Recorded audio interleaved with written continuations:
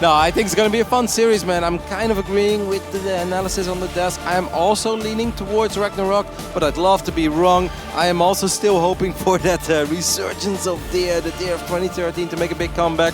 But anyways, let's just see what this PvZ series has in store for us on the right bottom side of Triton. We're looking at the main base of the man who was awesome last year. Can he do it again? It is RagnaroK. And he is taking on the red Protoss player, recently joining Kaizi Gaming, Deer. I really like that logo, man. Yeah, it's cool, right? Especially when they had two players. Yeah, like the Mega Lightning. Yep, in the bunny against Nice, it looked very oddly satisfying, I would say. Yeah.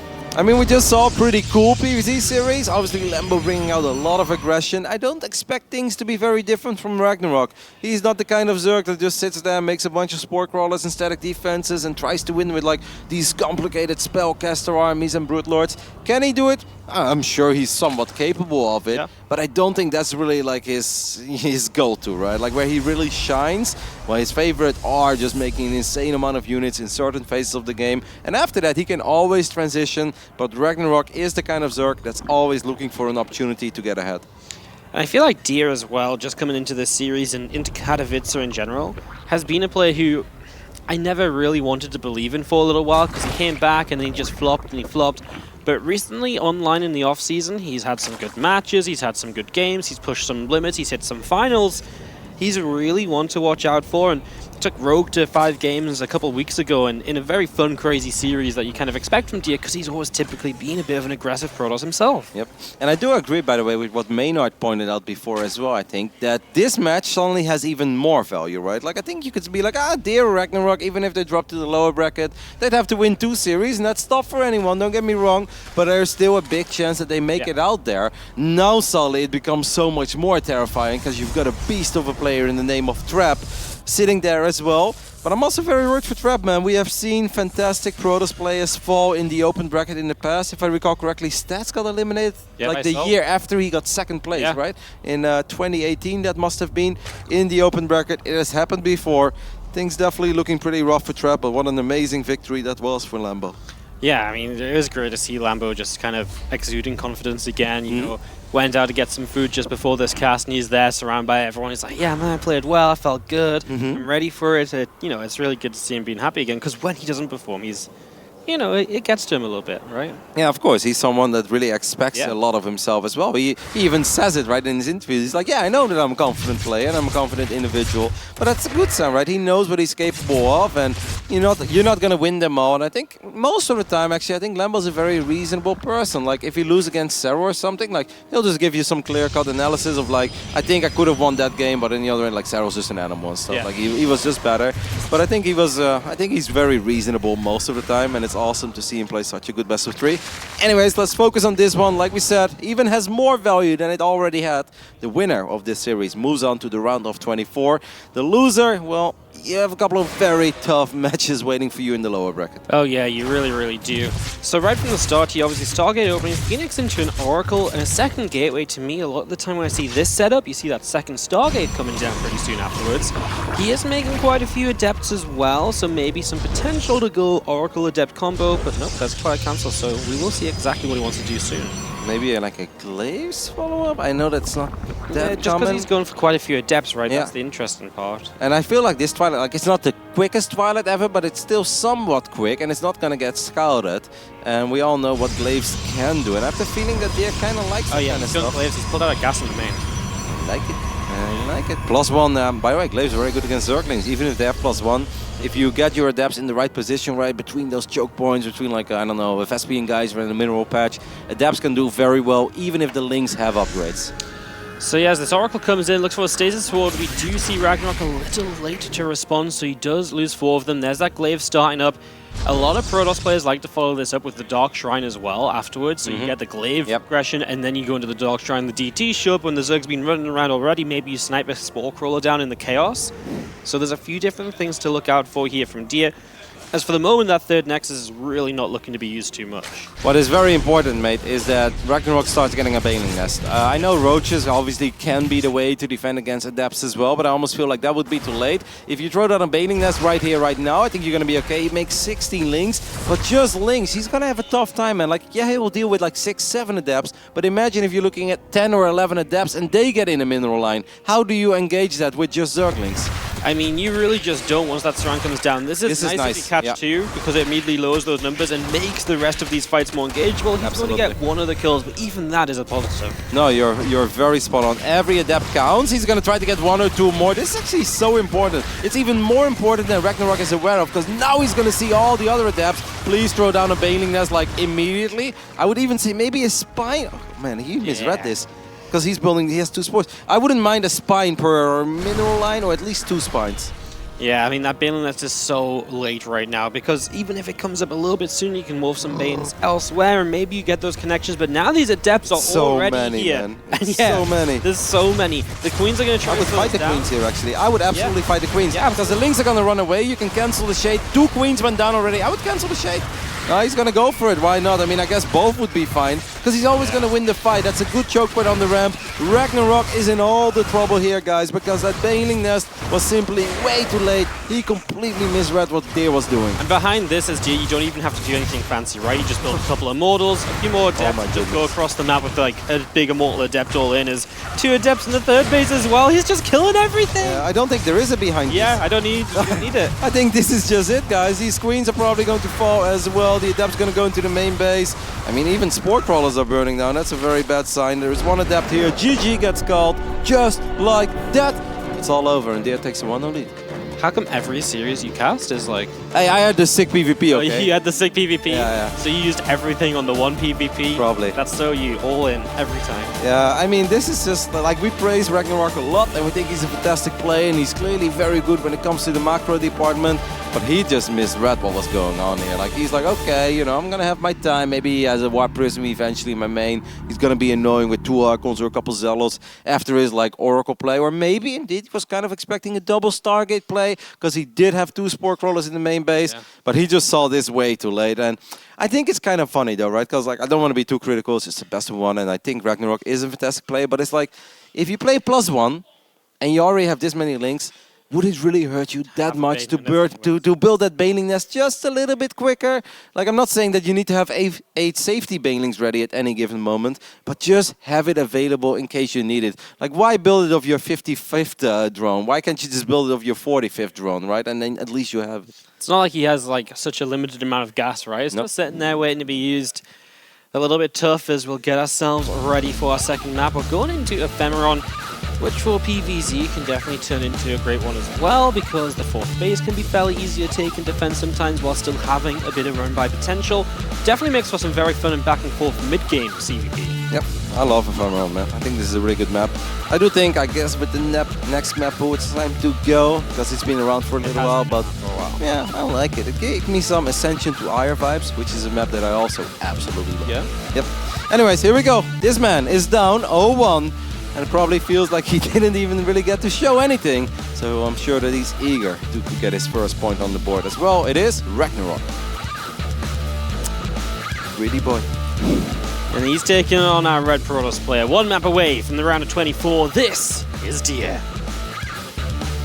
You know, I actually felt somewhat promising for RagnaroK, even though he didn't have his Baneling Nest. When he called that first Adept in the middle of the map, I think you make a super important point that some people think, like, well, it's just 1 Adept, but that really makes all the difference whether it comes to like 8 or 9 Adepts and they have a whole bunch of links with +1 melee and Queens. It's like, actually I can fight this, I don't need Banelings. Or you don't get those pickoffs, but he didn't get both. He got 1, then he got 1 more, and then suddenly he was like, oh my goodness, that's so many Adepts that he already has. And when he got that 1 more, though, he also lost so many links coming back through the center because he didn't know the Adepts were there till he was running away. So it was almost like, you know, it fell apart real quick. Started promising, didn't really turn out all that promising. And you know you're in a good position as a Protoss when you play with like Resonating Glaives Adepts and you see 5 Queens and you're like, let's fight it. You know, that's normally you want to avoid the Queens, but if you have Adept in those numbers, and the links, they have to make a decision, right? Like, do they defend or do they actually like all chase the Adepts, and then you have absolutely nothing in your main. But And without any banelings there, with that many adepts showing up at your front door, it's an almost impossible hold. Well, as Dia comes down the bottom Proxy side. Stargate? Yeah, he is setting up something, isn't he? Must be Proxy Stargate, I guess. What else do you realistically proxy against Zerg? Unless you're like hiding the Twilight, the Fast Dark Shrine. Yeah, but that'd be so risky, especially there as well. Like this only Stargate actually is the only thing that really makes sense. It's not even a prediction, guys. You guys can make this go. You guys got this. We believe in you. You watching that StarCraft? Yeah. All the people at home is like, yeah, it's totally Stargate. We're like, damn guy in the chat, you're so good. I'm so proud of you. Down that ladder. There it is. Stargate dropping down here. So yeah, just spicing it up a little bit, right? Not keeping it the same, and then even, you know, ramping up that aggression slightly. Maybe you catch RagnaroK a bit off guard after he's already a little bit shaken. Yep, a lot of Zerg players will have it in their mind that they need... Well, that's a fantastic scout. Because it's like, what do you do right now? Do you let it finish up? I don't think you can let it finish up, because that pylon is always going to go down. You need to cancel the Stargate. If I'm RagnaroK, I don't attack, actually. But he has revealed it. You got to cancel this, man. You think you don't even get one Oracle out? No, I don't think so. Because, like, if the Link start working on that pylon right now, he's got 4 Links out. I mean, it didn't do it, so I guess he gets 1 Oracle out. Yeah. I don't know, I find it risky, but... Maybe he's really afraid of the Adept showing up in the natural. Actually, there is an Adept that was going to save it, so he does not cancel it, but obviously it's a lot less likely now that this Adept is going to do a lot of damage. Normally it would have really caught RagnaroK off guard. That's not going to be the case. I mean, he knows exactly what is happening. We're expecting Queens in the right position. That Spore is actually a tiny bit late, but there should be a second additional Queen somewhere, right? Yeah, then there's one more building too. There's a couple at the front. I mean, it's not really the best location. It's fine. Perfect timing, actually, on the Spore. Well done. Yeah. I do like that there's at least going to try to get 1 Phoenix out of it as well. That's like the big downside, I think, as his Oracle is actually going to dive in. It's going to eat a lot of shots, but somehow still gets pretty good damage. I think 4 drones, considering the fact how quickly this got scouted. I think that's almost the best thing you could have hoped for. Yeah, now he's going to get the Phoenix out, so he's going to get an Overlord, but Adept really trying to protect that pylon. So Overlord is going to go down. With the Twilight Council coming up behind it and already 3 extra gates, kind of feels like a Temple Archives. Maybe moving towards some Archons, although no Robo for Prism. Yeah, I don't think you can go Glaives again here, though. Like, no, you need to I do don't think so. Something else, even though he's warping in a few more Adepts. Maybe he thinks he can. Yeah, don't fix it unless it's broken, right? Apparently not. Should normally be. Okay, the Zerglings are going to take care of this. It is. Well, he's going to go Glaives again. Well, fair enough then. If that's, I mean, it did work real well in game 1, but surely RagnaroK is so much more prepared this time around. And also, Ephemeron is quite a bit larger than Triton is, so it takes a little bit longer for these Adepts to make their way to the other side of the map. Stalker holds the wall off. Yes, yeah, it's going to be Roachron, but the Roachron's had plenty of time here to set up Roaches against it, and while Roaches are obviously a bit more immobile, when you've got them up in advance, you can set them up, split them up a couple different groups, and so it does just make it difficult for the Adepts. But good Adept player can still work around Roaches. Yep. Well, what you can also do is just make Resonating Glaives Adepts. It's kind of as a safety measure, right? It's like, I'm going to expand and I'm just going to play a very economic game at this point. But in case my opponent does make those 28 Zerglings with +1, I have defensive Adepts with Resonating Glaives, because it's not the most expensive upgrade in the world. I don't think just because you have Glaives, you always need to, like, here we go, 15 Adepts to the other side of the map. Sure, you want to get some value out of it, and it's quite a few Adepts, but this is nowhere near as crazy as in the previous game. Yep, and he's probably not going to build too many more either, unless he needs a couple defense. Would you like to see a Nidus from RagnaroK? I actually think a Nidus wouldn't be that bad against the way that this started, right? Proxy Stargate, then Resonating Glaives Adepts. I would love to see him punish this with a Nidus. Because then, what do you have to defend as DM? Maybe one Immortal comes out, but you can take everything across the map so quick, as the Adepts are going to shade across the left side. They commit to that, and they'll just go for drones. As the Roaches are pretty slow taking this down, so this is some damage being dealt. Yep, it's actually quite a few drones going down. The Zergling count isn't that high. RagnaroK is going to rebuild the drones that he lost almost immediately. Cancels that shade, snipes a Crypt Tumor as well. I would really like to see RagnaroK Nidus, because if he doesn't, I think this is going to be a tough game. Especially after losing 7 workers here. You know, now Immortal's coming up, Charge on the way, Forge coming down. What's he doing? He's building into Roaches. You know, no upgrades already. Fire. Okay, Fire. I mean, it is nice, right? Because don't forget that the Stargate in the beginning of the game was proxy. That Stargate is unpowered and will most likely go down. And it's actually important, I think, that you kill it. Because let's say you want to build a lot of Midas, right? Which not a lot of Zerg players do. But it's super nice to be able to prevent the Protoss from building a fleet beacon, right? Because let's say if I know my opponent has like 12 Mudas, I'd be building a Fleet Beacon immediately and let's get some Phoenix range. Yep. I mean, just whenever you kill that Stargate, in general, it takes away the chance to build Phoenix preemptively or to instantly go into it when you scout it. Look at the work accounts. Deer is just up by 10. Yeah, that's crazy, because it really didn't even feel like the game was that fantastic. I mean, losing 4 drones in the beginning of the game does sting, but that's like the only thing that's really happened. Yeah.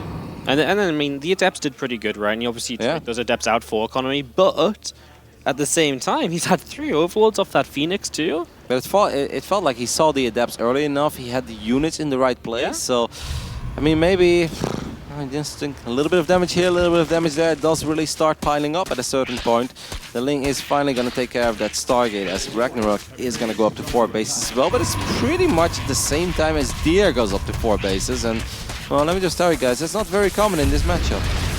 Really is not, as the Mutalisks got in the way at least now, so that's the next stage of this from RagnaroK to try and get some further. Did he see it by any chance? Let me take a look at the scouting that Deer did in the main base. Does he know where that spy is? Yes, he does know where it is. So maybe a battery and a cannon per mineral line and then push. Or just attack. That's kind of crazy, but maybe. Yeah, I mean, maybe he just feels the damage he's done can't lead to him having too much to defend. It's a call you can make. And he is going out across the map. I mean, there's a lot of creep to work with. The first meters aren't across just yet. It's a lot of extra roaches and ravages being produced, man, though. Like, you gotta be so careful, because if you lose that prism, like, if I was RagnaroK, I would use my mutas to just right-click on the prism. Yeah. Not right now, but as soon as fighting happens. I tell you what, there's been nothing built at home either. So Dier's kind of hoping that RagnaroK does use these mutas defensively, though. There it is. Good knock on a couple Stalkers for the moment. Scary enough. 14 Banes on the way. I don't think we have Baneling speed, so these are going to be slow Banelings, but that picks up the Oracle. That's somewhat nice. Obviously, I think if you're Deer and you just get a cancel on the 4th base, wouldn't that be enough? The answer apparently is no. He wants more. Slow Banelings looking for connections, and actually getting somewhat decent connections there, but those force fields are good. Yeah, they're going to trap so many units in, but there goes the Warp Prism, so now no more Warpins and a little bit less micro than what was available before. However, that's 4 Archons and a couple of Mortals, make that 3 actually.